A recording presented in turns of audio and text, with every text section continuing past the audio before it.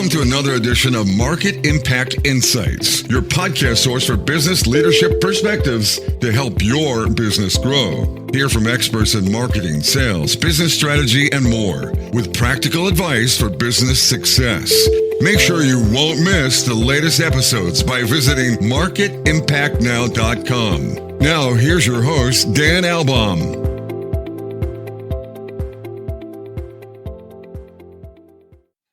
Welcome back to another amazing episode of Market Impact Insights. One of my favorite topics today, it's marketing strategy, execution.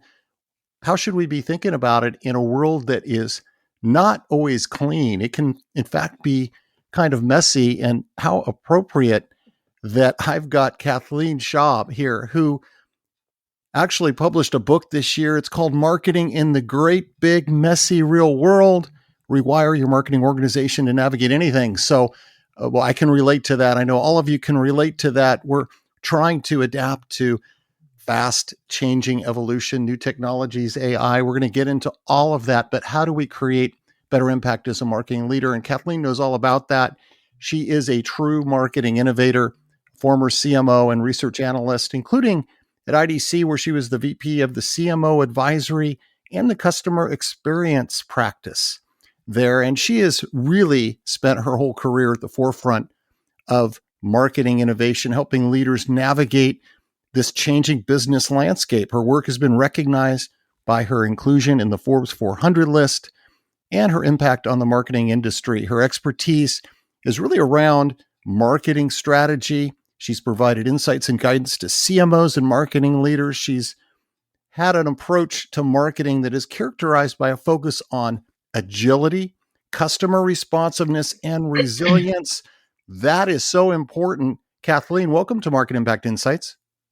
Well, thank you for having me, Dan. I'm excited to have this conversation with you about all the exciting things going on in marketing right now. It is not only a messy world, but it is also a very exciting world. So let's talk.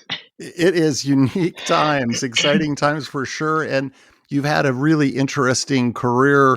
Let's go back. And what originally sparked your passion to pursue a marketing-focused career?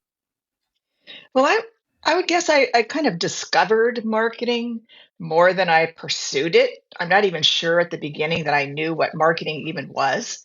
I got a bachelor's degree in fine arts and design, and I was originally looking to be a graphic designer and go into the creative world. But after a few years of doing that, I realized that the creative wasn't a great match for me. And so I went looking for something else. So my dad gave me some advice, and he said, well, if you're going to go look for something else, why don't you get into a rising industry?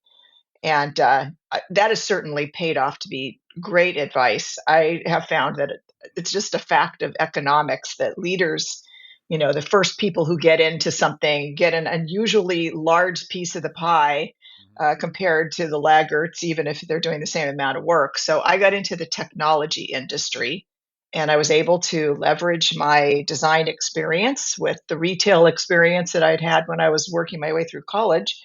Got a one-person marketing job in a small tech reseller, and absolutely found my tribe. Smart, interesting people who wanted to launch an industry and do fun things. And then I ran that company's marketing for 13 years until it was a $2 billion company, and I was the CMO. So I got my MBA along the way, but I would say marketing sort of found me more than I found it. Yeah, and you this is the classic roll up the sleeves. You got your hands dirty, it sounds like, kind of from the very beginning, even as things scaled and grew. Absolutely. There was a couple of things I think that were unique about my career. One is I did get my start arguably in sales and creative as opposed to in marketing leadership. And I was always reporting to the head of the company. So I got a real good company view, if you will, right from the very beginning about the money issues and the revenue issues. And it was in hindsight, a spectacular way to start a career in marketing. And when you reflect back on your journey. What's been some of the biggest learning you've taken from that? Have there been surprises for you along the way? Well, I think in terms of learning, I think go back to kind of the way I got my start and something that sort of has, I guess, sort of maybe trailed me or has been accompanying me along the way, and that is the importance of spending quality time with the people in your company that are on the front lines. So I mentioned I work through sales in retail through college, and in marketing, I always tried to work very closely with the sales team. Like I would take their training along with them, and I would go out on sales calls. And I think that it is almost impossible to really understand your customers if you don't spend some real time with them solving their problems.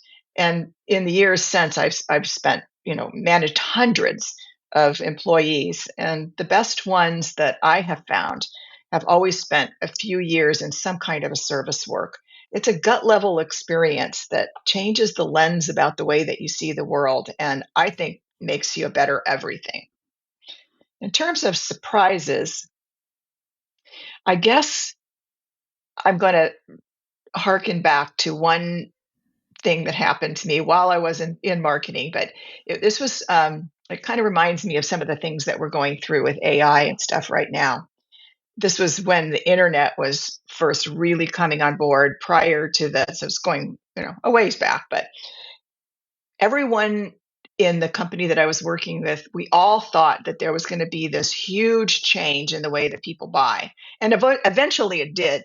But we thought that it was that the way pricing was done and the way commerce was done was Hmm. imminently going to change. And everybody thought that from the top on down. We were working with McKinsey. They thought it was going to happen.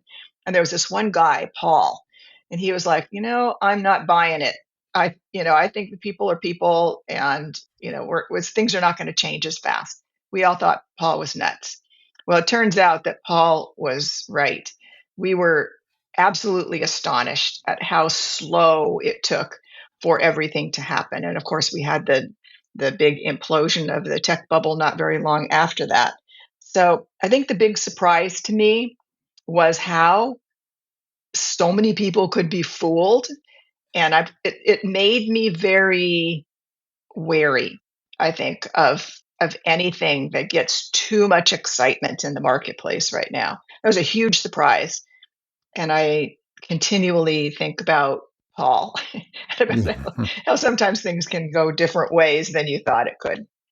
Yeah, it seems like with anything, when there's just a whole lot of innovation and maybe it's coming faster, our capabilities are moving faster than we as human beings can maybe even comprehend, or change our mindsets, change our habits. It always seems like there's a gap, Kathleen, and maybe the art and the sciences to just determine kind of what the degree of that gap is. That's maybe where there's a differing opinions. Yeah, I think that's really true. And in IDC, when we would do our surveys and we would make predictions, and it was always true that we could get sometimes the we could get sometimes the direction of the change accurate, but the time it takes to change, and to your point about the people, it's just it just takes a lot longer for things to happen, I think, than we often wish that they would. Yeah, there's so much there. There's just the legacy, the history, the mindset, the natural inclination to want to hold on to that which is more familiar and comfortable and routine. And so there's this psychological thing. And again, we're getting into inside of an organization, how do leaders that need to motivate and inspire teams to embrace change and change mindset, how do you orchestrate that? And there's a huge role for leaders, and it's a lot easier said than done for sure. But I also think that if you look at things from a longer timeline, you see that huge changes do take place. And leaders have some part of that, but they also, a lot of that change comes from the situation itself, from the momentum that's happening in the world around whatever that change is. So it's not just a top down change. It's often a bottoms up change. And I certainly learned a lot about that way that things emerge. That's sort of a fundamental, Hmm. uh, maybe an attribute of the way that the uncertain, complex world works. Now, something you have spoken about a lot is this complexity. We're all facing it as marketers today. And you said that marketing isn't a vending machine. What's all that about, Kathleen? Well, that's kind of the crux of the book that and you think about the way that a vending machine works. Okay, you put your money in, you press a few buttons, and out pops whatever it is that you've chosen. Clear cause and effect. Businesses would love to have even a fraction of this controllability and predictability in marketing. But marketing doesn't work like that. Markets are not vending machines. Instead, marketing is what scientists call a complex system. Markets work more like the stock market or like the weather. You get between consumers, buying groups, and enterprises that create feedback loops that produce so many unknowns and introduce uncertainty into every situation. And it's not like we could make marketing into a machine if we just tried hard enough or found the right technology. The US Army War College invented a term which I have used a lot. It's called VUCA, which stands for volatile, uncertain, complex, and ambiguous. Military theaters are VUCA, and so is marketing, and so is economies and organizations and ecosystems and the internet and really anything that is natural and social. And the pace of the modern world means that businesses encounter VUCA effects with greater frequency and often with greater consequences than they have in the past. And this means that marketing leaders are facing an uphill battle. They are still expected to deliver these predictable, measurable results in a world that is characterized by this uncertainty in human behavior.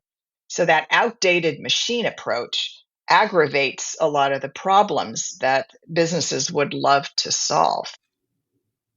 Yeah, it's as you were talking, I was thinking it's the difference between, a singular transaction with 2 points versus a more complex. It's almost like an ecosystem of a lot of interdependencies, right? Kind of multiple pieces, kind of harmonizing, coexisting, trying to get alignment, and so it's just yes, it's much more complicated than just a simple, straightforward transactional sort of thing you're talking about with the machine. Yeah, I think people know this well, not maybe not instinctively, but from their experiences, people know this. But I think believe, or some people believe, or the old way of believing, if you will, is that if only we had enough data, if only we had the right strategy, then it would, straighten out and we would understand this in a way that we want to. And it was kind of, I compared it to the weather. It's kind of like weather was thought of in the 1960s, and when computers were kind of first coming online, people believed that, hey, if only we had enough data and we had enough computer power, Yeah. we would be able to understand and predict the weather. But here we are quite a few years later than the 1960s, and the weather app on our phone can give us some degree of, percentage of when, for example, rain would come, but it's never going to be a certainty. And once you get out beyond a couple of weeks, we're probably not much better than the old Farmer's Almanac. And there just isn't that degree of certainty that we're ever going to be able to get with marketing. That's just not the way complex systems work. Yeah. And I've been in a lot of organizations where there was this push and this fanatical pursuit of getting more and more data. And actually, the effect can be where people are just literally weighed down and they're overwhelmed with that volume of data and they almost get stuck. So they get kind of in it's like quicksand. You get deeper and deeper because you're trying to manage so much data. And if you don't have good clarity on the front end in terms of what are the most important questions we need to answer, then it all just gets confounded. And so I always, and I talk about it in my book, which is understanding how to ask and have clarity with what questions are you trying to answer with the data first. Otherwise, you can really paralyze an organization. Yeah, I'm a big fan of data. And I think that, particularly as we get better and better forms of analytics, that we can start to see patterns in the complex systems. The data reveals patterns and probabilities that we never could see before. And AI is helping with this already, and it's going to help even more in the future because it's so good at being able to take mounds of data and being able to sift through and kind of separate the signal from the noise, if you will. But your point is a good one, which is that it's not ever going to be a simplistic kind of a thing, and you can get weighed down if you don't have the right strategy. I think that's probably one of the big findings for me in studying this is that there are ways to get better. We can use data better, for Yeah. example. That's only one part. But it's not going to be simple. We're going to have to learn some new skills, and we're going to have to, rethink the way that our operations work in order to be able to take advantage of it. But there are some really exciting things that people can do. So I know there is a lot of stress out there, at the CMO level, marketing leadership level, marketing team level, this pressure, short-term expectations in complex environment, hyper competitive, all that stuff. It is really, really challenging out there right now in marketing. And from your perspective, where do you see the C-suite, senior leaders, culture coming into play in an organization that can create the right kind of environment where marketing can thrive, where we're not getting marketing burnout and high turnover and all that stuff? Well, everyone's performance, marketing included, emerges at the intersection of their individual behavior and the context in which they work.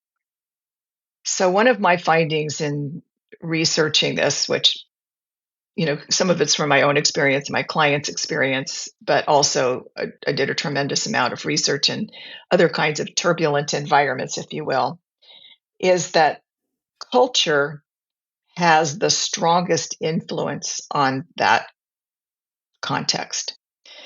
And one of the chapters in my book is about thinking like an ecologist, because I want readers to not only pay attention to managing the individuals in their team, which I have found at least most of the managers that I've met in my career have been good managers, very good managers, Mm-hmm. but they need to think more broadly about the context in which their people are working. Culture consists of the way that things get done. They but it's not only the way things get done, it's also the meaning that people have uh, around those actions. And executives, the C-suite, they have power, and they should set up very, operational behavioral kinds of guidelines. And those are going to help to, have marketing thrive and also serve the company well. But those operational things are dwarfed by the hidden influence of culture. And culture is social, and it's going to draw people to the center of it, whatever that ends up being. And you could have the best executives in the world, and when it comes to operational practices, but it's not going to compensate if the culture is headed, helps pushing people in a different direction. So they really need to think about the kinds of cultural attributes that they want to foster that will make marketing thrive and will make marketing better in this VUCA environment which they work. So I found that there are a few cultural elements that are particularly important in helping marketing and really any of the groups that work in this kind of VUCA environment. So, continuous learning, which is, I think most people know what that means, equanimity, which is being able to manage one's emotions. It's very essential for working in unpredictable environment.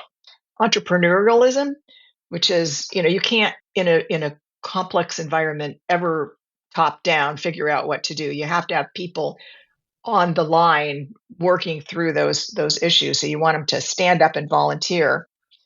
Empathy and trust are also really important because when you're working in very uncertain kinds of environments, you're going to have to usually have new kinds of working relationships. And if you don't have skills in being able to build empathy and trust, you're not going to get the best out of people. So I think if you make the environment appropriate for the way that marketing really is, then marketing will thrive.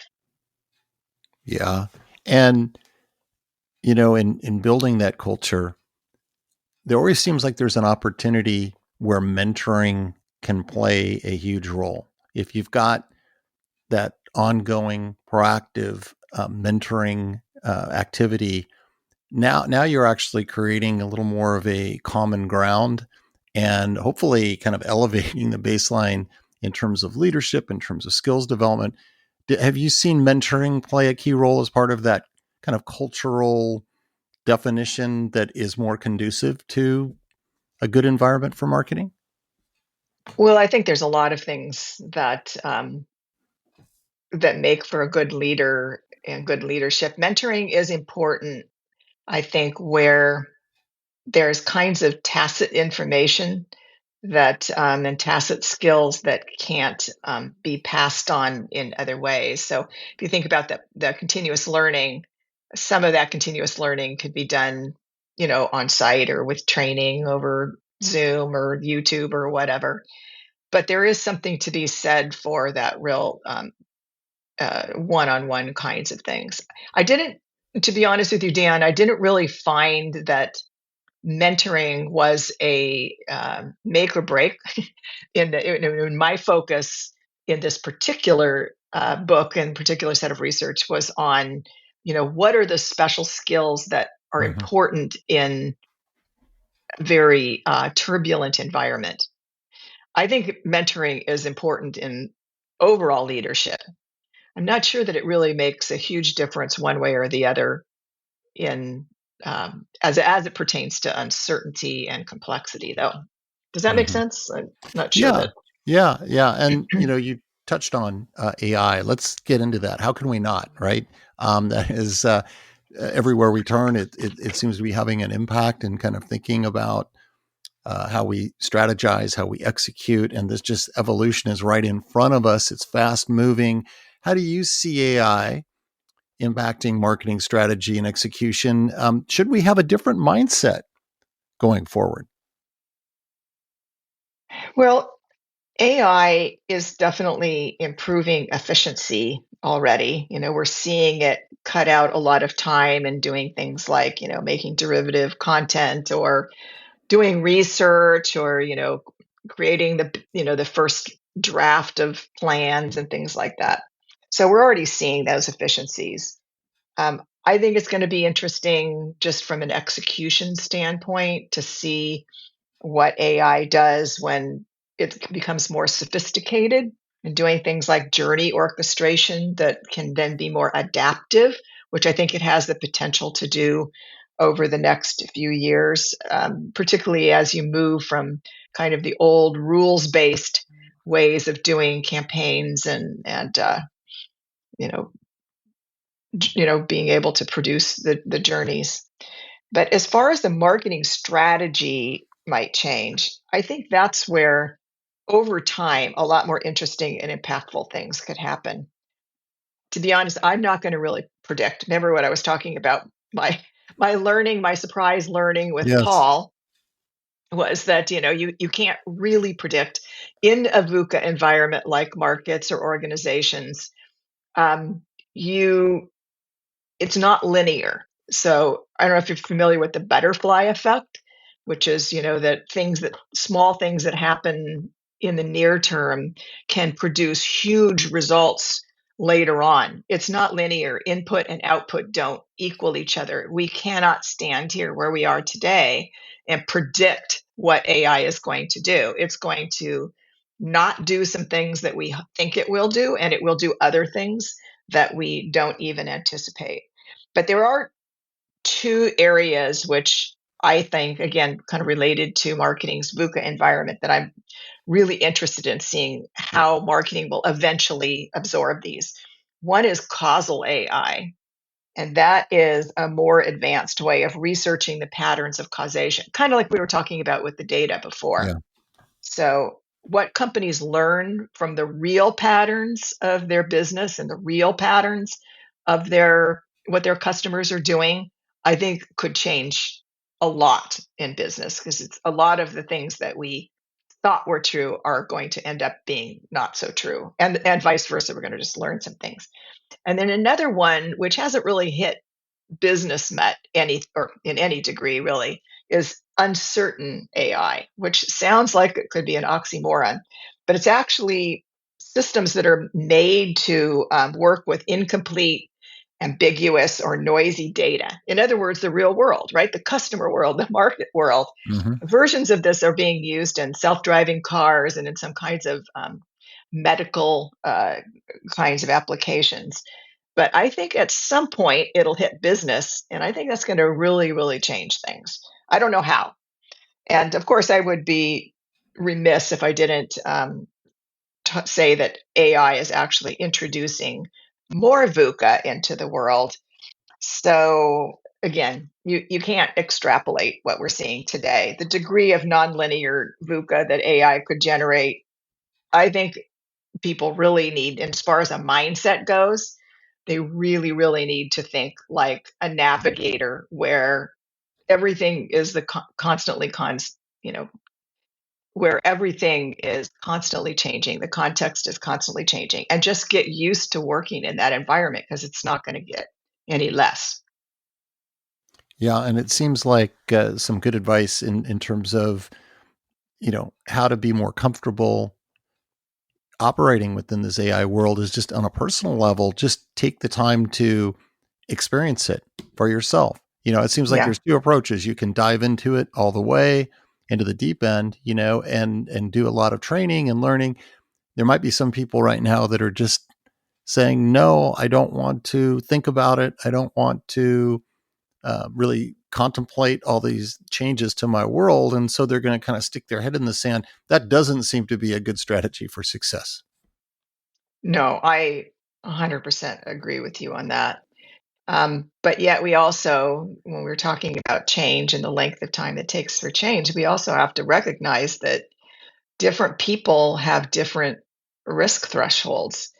And although there is an advantage to jumping in at least reasonably early, you don't necessarily have to always be on the bleeding edge of things.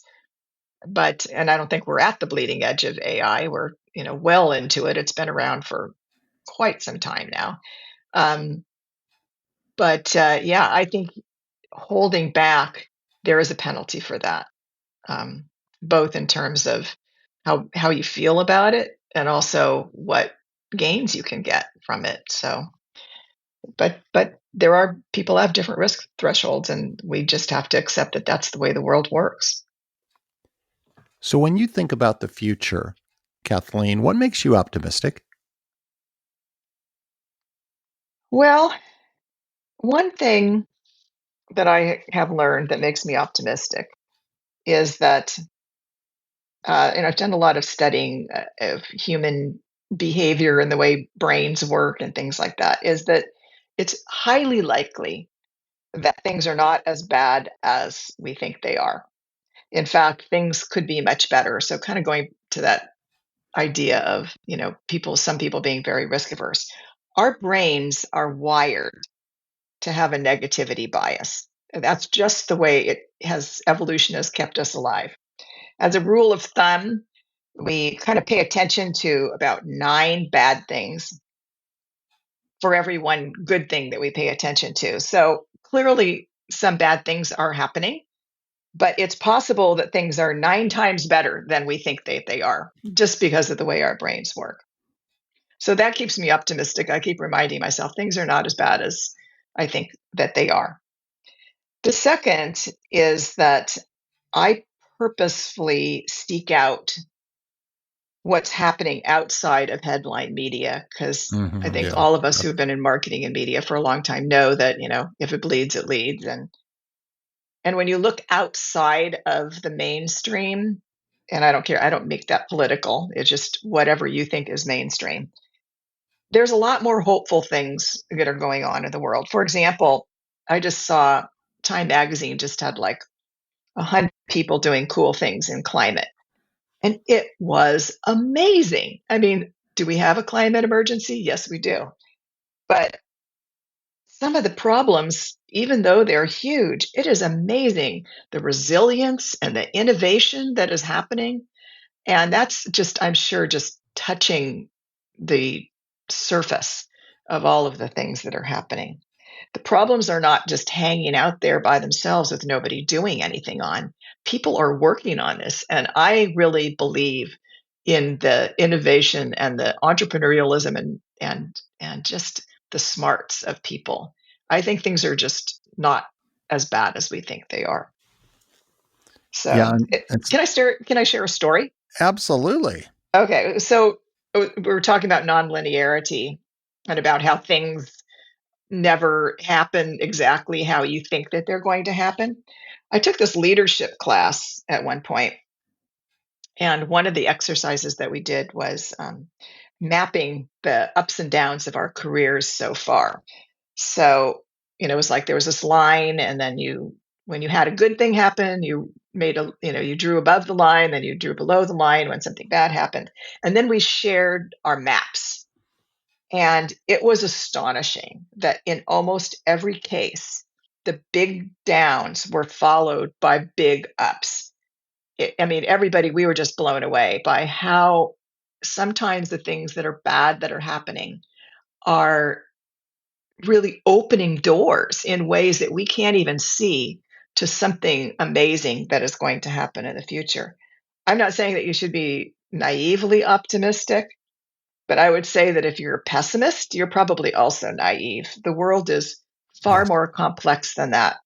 And there's wisdom in accepting that complexity.